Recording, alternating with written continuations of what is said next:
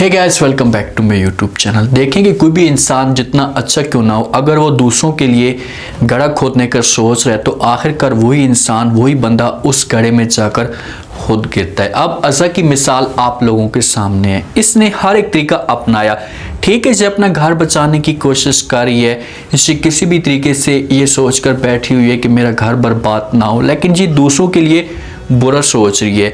फुप्पो को और फुप्पो की बेटी को जाल में फंसाने की कोशिश कर रही है। तो इसमें इस तरह से इसे कभी भी कामयाबी नहीं मिलेगी। अगर ये चाहती है कि यार मेरा घर बर्बाद ना हो, तो ये प्यार से जमाल को समझाने की कोशिश कर सकती है, फुप्पो को प्यार से समझा सकती है, तो फिर इस मसले का हल निकल सकता है। अब ये तो नहीं है कि आप जिद में आ जाएं और अगले बंदों को बदनाम करने की कोशिश करो, तो इसमें आपको कभी भी कामयाबी नहीं मिल सकती। अब नेक्स्ट एपिसोड में क्या होगा, जिस हिसाब से एक मुश्किल अज़ा के लिए खड़ी हो चुकी है, तो क्या अज़ा इस मुश्किल से अपने आप को निकाल पाएगी? जो अज़ा ने गेम डाली है ना, तो अज़ा मौके पे इस गेम में मुकम्मल तौर पर कामयाब हो जाती है। इसने अब इस हिसाब से सहरा और फुप्पो को जाल में फंसाया है कि उन लोगों को समझ नहीं आती कि वो अब करें तो करें क्या, क्योंकि अब असलियत जमाल के सामने फुप्पो की आना शुरू हो चुकी है। तो जमाल उस हिसाब से फुप्पो को मुँह नहीं लगाता, और जो फुप्पो की बेटी सहरा है, इससे बड़ा गुस्सा होता है और ये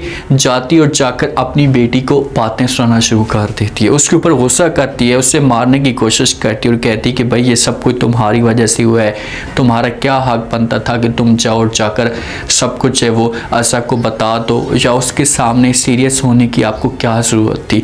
तो जब इस हिसाब से आती है, सहरा की माँ माहौल देखती है, तो ये सहरा को मना करने की कोशिश करती है, रोकती है और कहती है कि बेटा अपने आप को कंट्रोल करो। तो आगे से सहरा अपनी माँ को कहती कि माँ जी आप अज़ा को लगाम डालें, अगर उसे लगाम नहीं डालेंगी तो बहुत ही बड़ा मसला खड़ा हो सकता है, वो हमारे मुंह को आ चुकी है। तो फुप्पो अपनी बेटी को समझाती है, इसे कहती है कि देखें बेटा, आप थोड़ा सा सब्र तो करें, थोड़ा सा माहौल तो ठीक होने दें, उसके बाद देखते हैं कि हमने क्या करना है और हमने किस तरीके से अज़ा को ब्लैकमेल करने की कोशिश करनी है। अब सहरा से सब कुछ बर्दाश्त नहीं होता और वो चाहती है कि किसी भी तरीके से मैं अज़ा से अपना बदला लूँ, इसे ताकि बदनाम करूँ, इस तरह से ये ठंडी हो सके और हमें ये नाकाम करने की कोशिश ना करे। अब देखते हैं कि फुप्पो के पास ऑप्शन क्या है, क्योंकि इसके पास सारे के सारे ऑप्शन ख़त्म होते जा रहे हैं। फुप्पो को भी प्लान बनाती है तो अज़ा उसके प्लान को नाकाम कर देती है। वासिफ और फ़रद के बीच में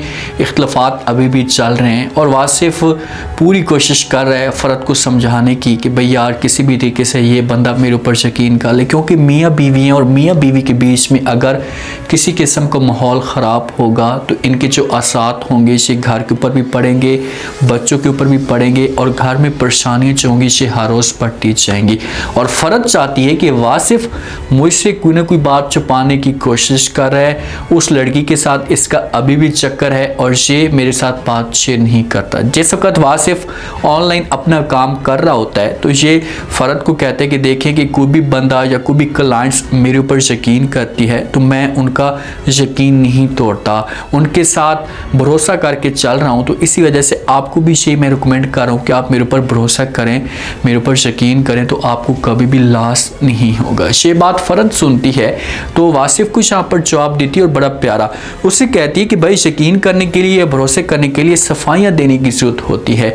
आप सफाई दें, गवाही दें कि आप ऐसे इंसान नहीं हैं, तो उसके बाद फिर मैं आपके ऊपर यकीन कर लूँगी, इससे आपके ऊपर भरोसा भी आ जाएगा और मामलात जो होंगे जिससे ठीक चलना शुरू हो जाएंगे। वासिफ के पास ऑप्शन है, दे यकीन फ़रद को, फिर फ़रद भी इसके ऊपर यकीन कर लेगी और घर के माहौल जो होगा इससे ठीक हो जाएगा।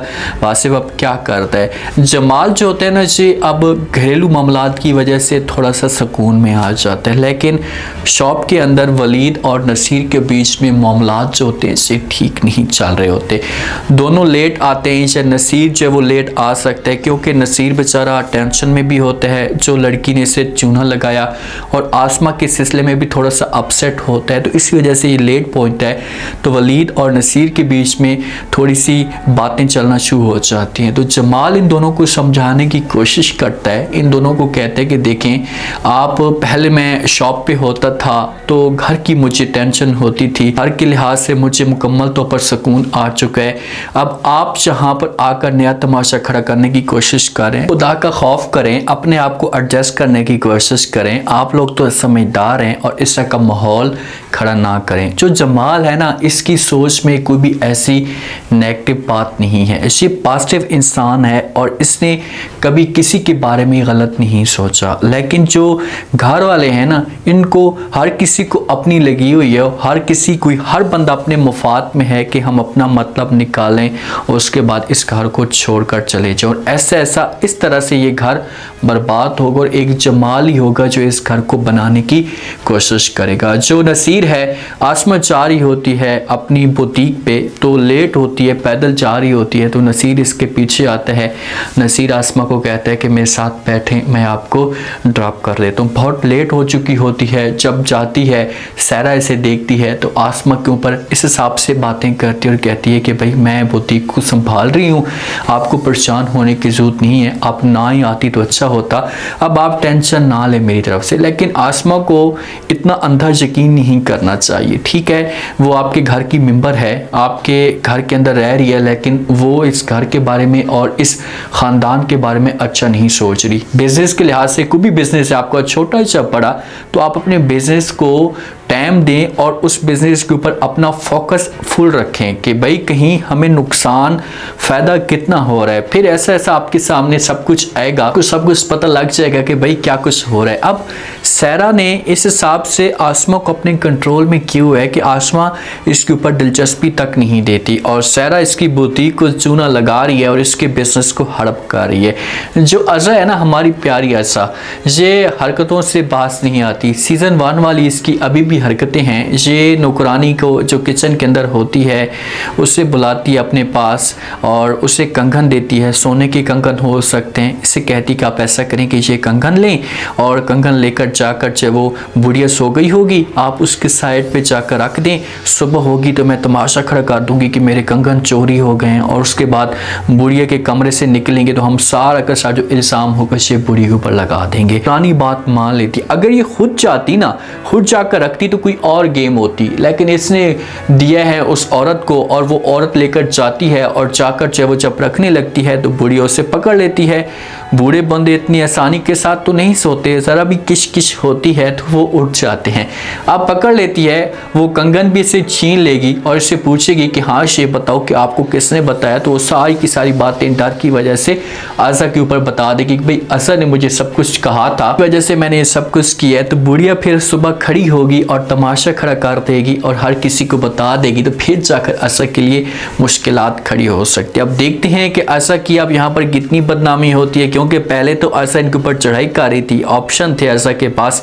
अब जो ऑप्शन होंगे से ख़त्म होंगे तो फिर ये जमाल की नज़रों में थोड़ी बहुत गिर जाएगी। उम्मीद है आज का रिव्यू, आज के टीज़र आप लोगों को पसंद आया होगा। आपने कमेंट सेक्शन में अपनी कीमती लास्ट में आपको क्या लगता है, क्या नेक्स्ट एपिसोड में कोई बड़ा तमाशा खड़ा हो सकता है, क्या होगा अज़ा के साथ।